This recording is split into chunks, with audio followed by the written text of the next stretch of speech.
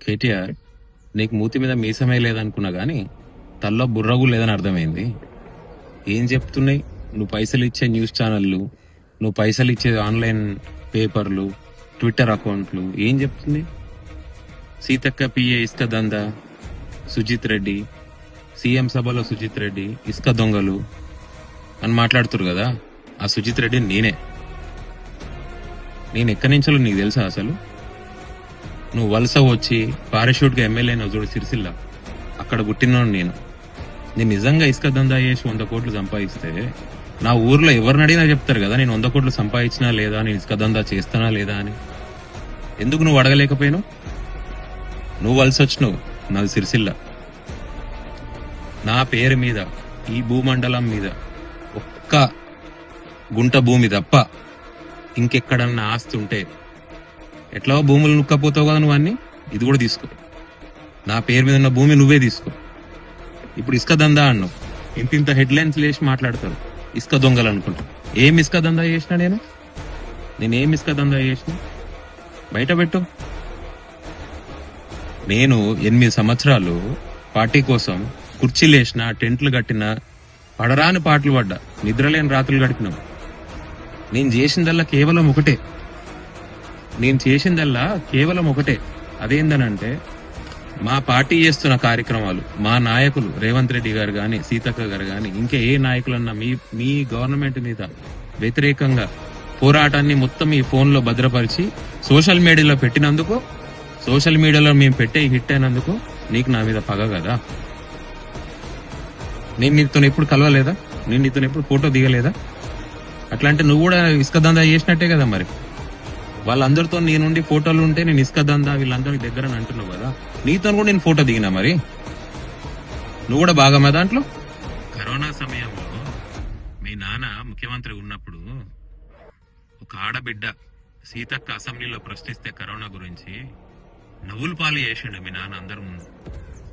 కానీ ఆ ఆడబిడ్డ మా అక్క సీతక్క ఎండను కూడా లెక్క చేయకుండా ఆ ఎండాకాలంలో బియ్యం సంచులు పట్టుకొని మారుమూల ప్రాంతాల్లో అడవిలు తిరిగింది.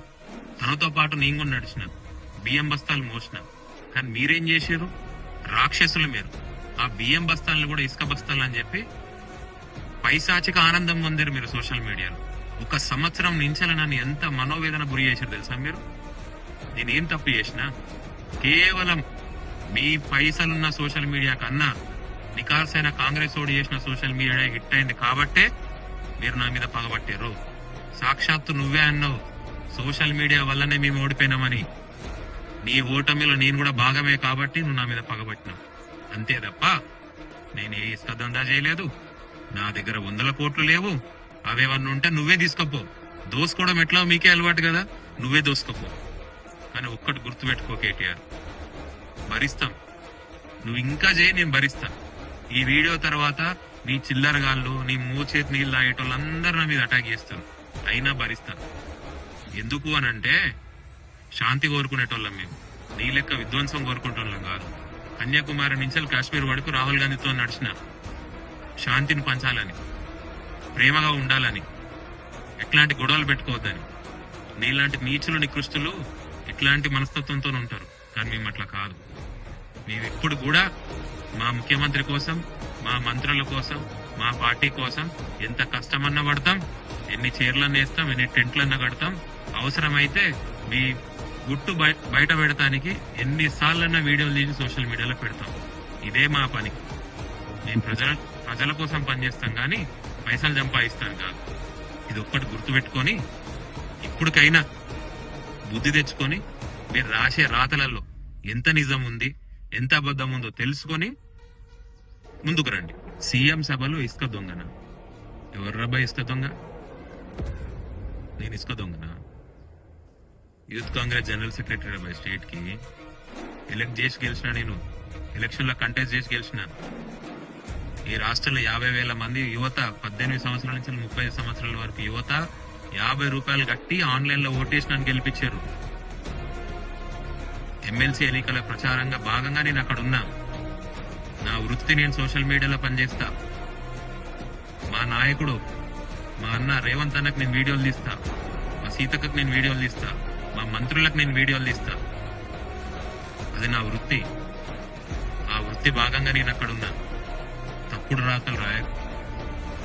నీకు ధైర్యం ఉంటే, దమ్ముంటే, నేను ఎన్ని కోట్లు సంపాదించిన ఇసుక దందా చేసి అది నిరూపించు. నా పేరు మీద గుంట భూమే ఉంది ఈ భూబండలం మీద. ఒకవేళ అది కూడా తీసుకుంటా అంటే తీసుకో, అయినా నేను బతకగలుగుతా.